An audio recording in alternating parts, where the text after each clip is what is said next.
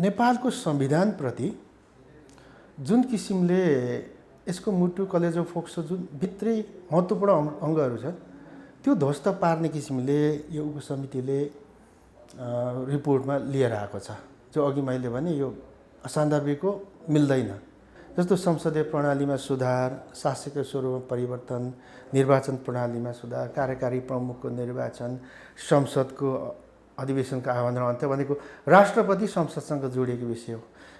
बच्चाले गर्ने गतिविधि हाम्रो माननीयले गरेपछि माननीयहरूलाई राष्ट्रपति अहिले मन परेन, राष्ट्रपतिको विरुद्धमा बोल्यो। संसदको अधिवेशनको आह्वान र अन्त्य गरेको मन परेन, त्यहाँ बोल्यो।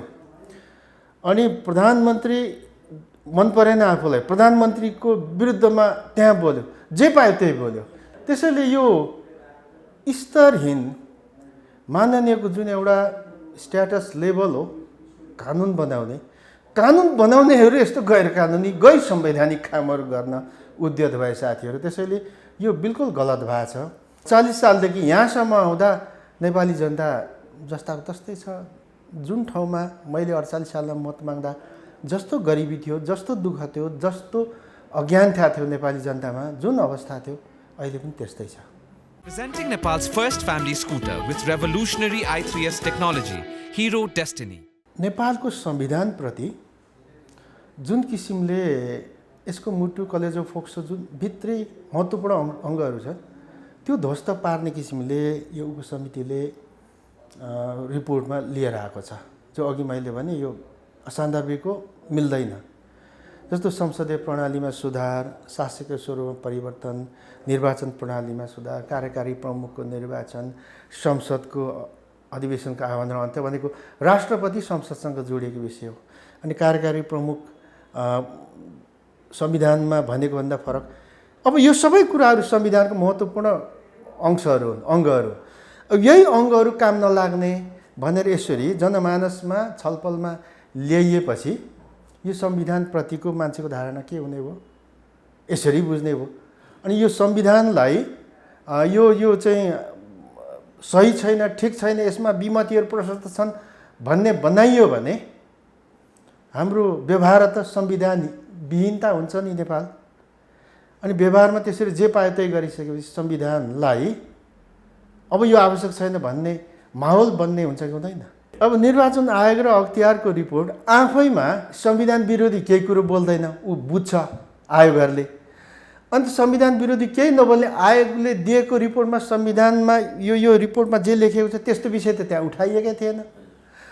त्यो प्रतिवेदनमा टाँसिएर त्यसमा अडिएर गर्नुपर्ने काममा संविधान संशोधनको कुरा गरियो। अनि यो कालान्तरमा गएर यसले संविधान विहीनताको वातावरण सिर्जना गर्छ। अनि यो संविधान नबनोस् भन्ने विदेशी शक्ति छ, त्यसलाई नयाँ संविधान बनाउनुपर्छ भन्ने वातावरण जे खोज्दैछ त्यो तयार हुन्छ। त्यसैले यस्ता कुराहरू साथीहरूले कि आफ्नो कुरै बुझेनन् कि उनीहरूले जानीबुझी यो काम गरे हुन् भन्ने मलाई लाग्छ। अब एउटा कुरा छ, यही भित्रमा जनसङ्ख्याको आधारमा निर्वाचन क्षेत्र पुनरावलोकन नै 10 वर्षमा भनेको छ। नेपालको संविधानको धारा 286 को 12 मा 20 वर्षमा निर्वाचन क्षेत्रको पुनरावलोकन गर्ने भन्ने छ। यहाँ साथीहरूले 10 वर्षमा र जनसङ्ख्याको आधारमा मात्रै भने, तर हाम्रो संविधानमा जनसङ्ख्या पहिलो, दोस्रोमा भूगोल, अनि प्रशासनिक सुगमता, जनताको लागि जाने आउने यातायातको यो भौगोलिक अवस्थिति, धेरै कुराहरू धारा 286 को 5 र 6 सँग जोडिएर 12 को काम गर्ने 20 वर्षमा। साथीहरूले 10 वर्षमै गर्ने भए जनसङ्ख्याको मात्रै। त्यसो गर्दा के हुन्छ भने हिमाली जिल्लाबाट कालान्तरमा शून्य हुन्छ। पहाडी जिल्लामा अहिले केही चुनाव त 4-5 वटा जिल्लाको एउटा होला, कालान्तरमा गएर अन्तिम यो सिद्धान्तले लाने भने त्यो पनि शून्य हो। बढ्छ कहाँ? मधेस र सहरी क्षेत्रमा। अनि यो भन्न अप्ठ्यारो हुन्छ। अब सबै निर्वाचन क्षेत्र तल गएपछि पहाडको हिमालको जनताको अवस्था के हुन्छ? अनि यो विकासको सन्तुलन के हुन्छ? यस्तो भएपछि यति साह्रो बच्चाले गर्ने गतिविधि हाम्रो माननीयले गरेपछि भयङ्कर यो अचम्म लाग्दो घटना घटेको छ। अब यसलाई सञ्चार क्षेत्रले, सञ्चार जगतले कसरी हेर्छ थाहा छैन, तर यसलाई अगाडि लानुपर्छ र यस्तो कामहरू जो हुँदैछ संविधानका विरुद्धमा, अहिले त हाम्रो जे छ देशको मूल कानुन त यही हो, यसका विरुद्धमा यसलाई अलोकप्रिय बनाउने काम जहाँबाट हुँदैछ त्यसका विरुद्धमा चाहिँ मत बनाउनको निम्ति यो मिडियाहरूले काम गर्नुपर्छ भन्ने मलाई लाग्छ। यो उपसमितिहरू जुन गठन भएको छन् तिनीहरूको जिम्मा भनेको जस्तो निर्वाचन आयोगको वार्षिक प्रतिवेदनमाथि अध्ययन गरेर त्यसले रिपोर्ट बुझाउने, अख्तियार दुरुपयोग अनुसन्धान आयोगको वार्षिक प्रतिवेदनहरू अध्ययन गरेर त्यसको बारेमा रिपोर्ट बुझाउने, ती उपसमितिहरूको जिम्मा भनेको त्यो टिओआर भनेको जम्मा त्यति हो।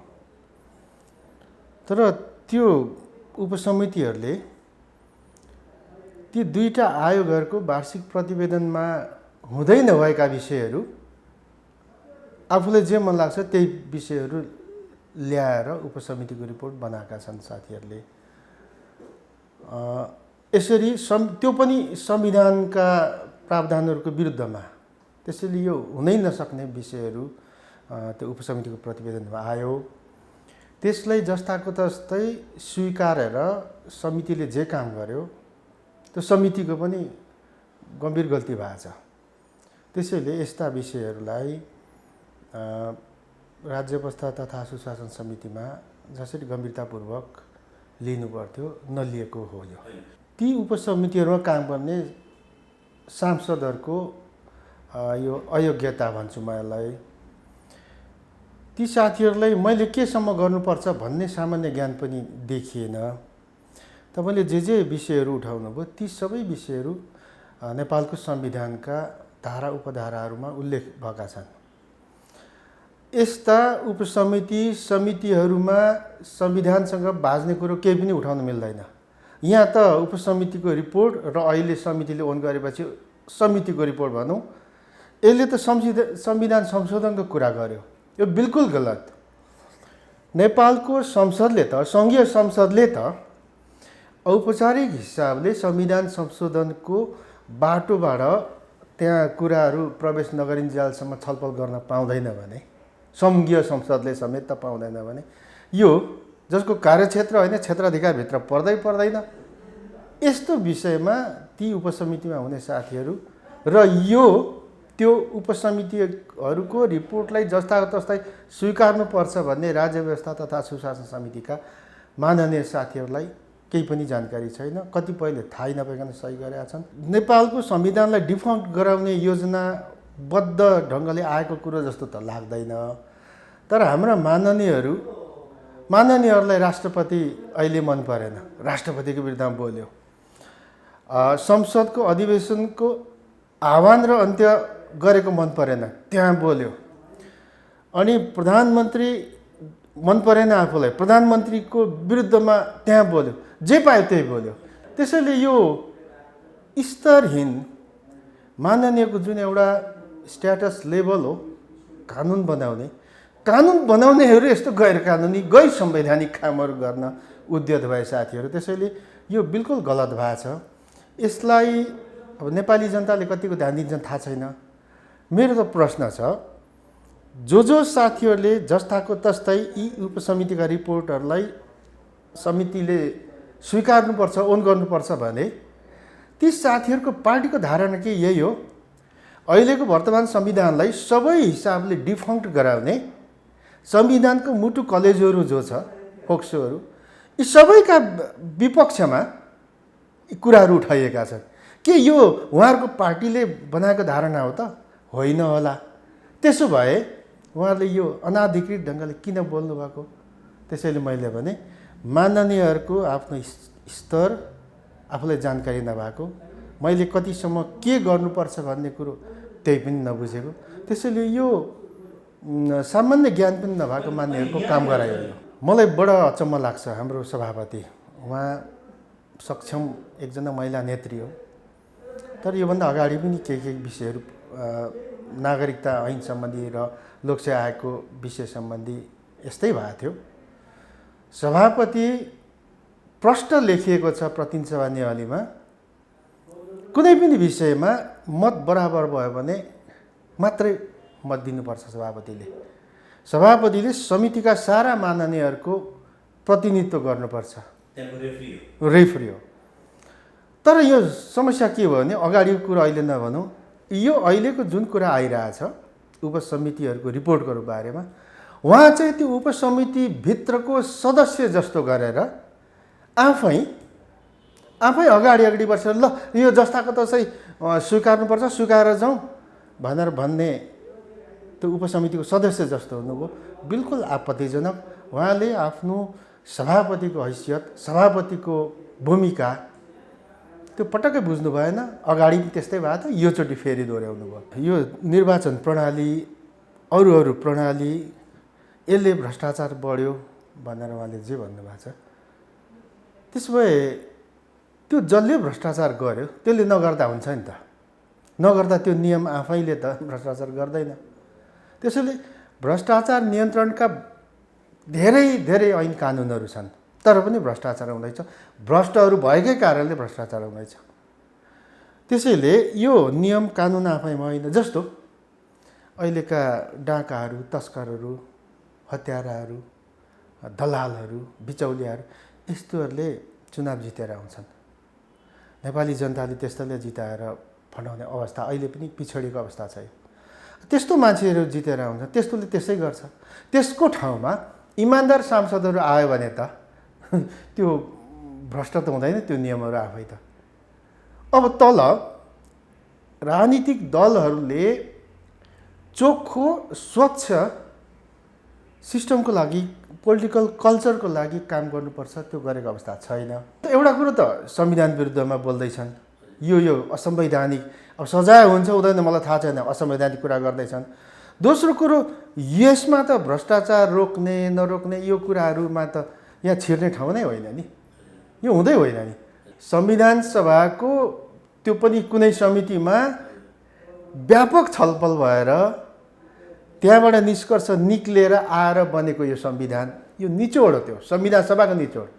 त्यो संविधान सभाको समिति, उपसमिति, विषयगत समितिमा छलफल गरे जस्तो ठानेर, अघि मैले भने उहाँहरूले आफ्नो पोजिसन कहाँ हो, म कहाँ छु भन्ने नै बुझ्नुहुन्न क्या मान्नेहरूले नि।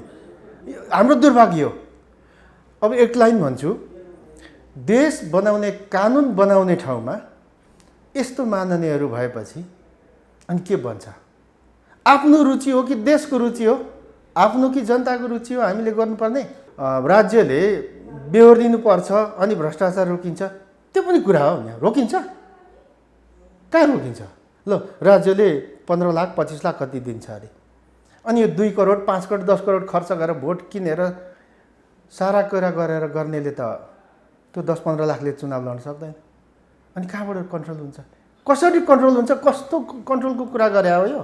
त्यसैले मूल कुरो इमान्दारिता हो। मूल कुरो कति स्थापित त्यो जननेता भन्ने हो।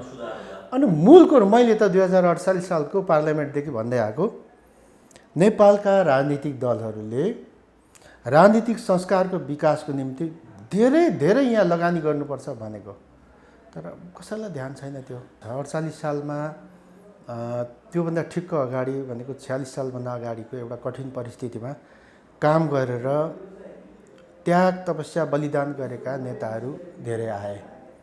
त्यसबेला भयङ्कर इमान्दारिता थियो। त्यसबेलाको पार्लियामेन्ट साँच्चै सक्रिय पनि थियो। त्यसैले सांसदहरूको क्वालिटीमा त धेरै फरक छ। आजभोलि पैसा धेरै हुने, पैसा कमाएकाहरू, नेतासँग नजिक भएकाहरू, यो जनतालाई मन नपरेका मान्छेहरू धेरै आउने प्रक्रिया सुरु भइसकेको छ। त्यसै कारण जनताको घर आँगनमा चुलो चौकोमा लोकप्रिय भएका, जनताको घर आँगन चुलो चौकोमा लोकप्रिय भएका मान्छेहरू आए। तपाईँलाई थाहा छ कि छैन, खलिल मिया भन्ने एकजना बुढा मान्छे संसदको प्रतिनिधि सभाको पहिलो बैठक उहाँको अध्यक्षतामा बसेको थियो, नेपाली कङ्ग्रेसको। उहाँ जस्तो मान्छेहरू त्यसबेला आएको हो नि त, रामहरि जोशी जस्ता मान्छे। त्यसैले त्यसबेला र यसबेला अहिलेकोमा धेरै फरक छ। अहिले अलि बेसी अब शब्द नराम्रो हुन्छ तर भन्न मन लाग्छ भुइँभुट्टाहरू, पैसावालाहरू, दलालहरू, ठेकदारहरू, व्यापारीहरू यसको प्रभावमा राजनीतिक दलहरू पर्यो। त्यसैले उनीहरू जितेर आउने अवस्था बन्यो। अनि यो साथीहरूले अघि भनेको यो भ्रष्टाचार निर्वाचन प्रणाली भ्रष्टाचार युक्त भयो, त्यसैले मुक्त बनाउने भन्ने तरको कहाँ मिल्छ भने यहाँ। अनि राजनीतिक दलहरूले यत्रो वर्ष अनाकमा खर्च गरिसक्यो। नेपाली जनतालाई एजुकेट गर्नुपर्छ के, एजुकेट गर्नुपर्छ। सांसद के हुन्, कस्तो मान्छेलाई जिताउनुपर्छ, तर यो तर्फ राजनीतिक दलहरू लागेनन्। अनि अब 48 सालदेखि यहाँसम्म आउँदा नेपाली जनता जस्ताको तस्तै छ। जुन ठाउँमा मैले 48 सालमा मत माग्दा जस्तो गरिबी थियो, जस्तो दुःख थियो, जस्तो अज्ञानता थियो नेपाली जनतामा, जुन अवस्था थियो अहिले पनि त्यस्तै छ। तर यता माननीय हुनेहरू, मन्त्री हुनेहरू त कहाँ पुगे। त्यसैले यो धेरै ठुलो खाडल छ। यो खाडल पुर्ने काममा कोही पनि लागेन र त्यो खाडल बढ्दो छ। अब यो सबै कुराहरूलाई नियन्त्रण गर्ने मेकानिजम पनि छ नेपालमा, सबै ऐन कानुन पनि छ। तर कार्यान्वयन नभएपछि, मोलाइजा भएपछि, आफ्नो मान्छे छान्ने भएपछि, राम्रो होइन हाम्रो त्यो राम्रो होइन हाम्रो छान्ने भएपछि कहाँबाट के सुधार आश गर्ने। अनि एउटा निर्णायक मान्छे चाहिँ त्यस्तो जनता र देशप्रति इमान्दार छैन भने त्यसले गर्ने काम त त्यस्तै गैरजिम्मेवार काम हुन्छ नि। व्यक्तिगत लाभ के हुन्छ त्यही गर्छ, उसको बुद्धि जति छ त्यही गर्छ, उसले गर्दै आएको के काम हो त्यही गर्छ, जो जनता र देशको निम्ति अहितकारी छ। अनि कसरी हुनसक्छ यो देश?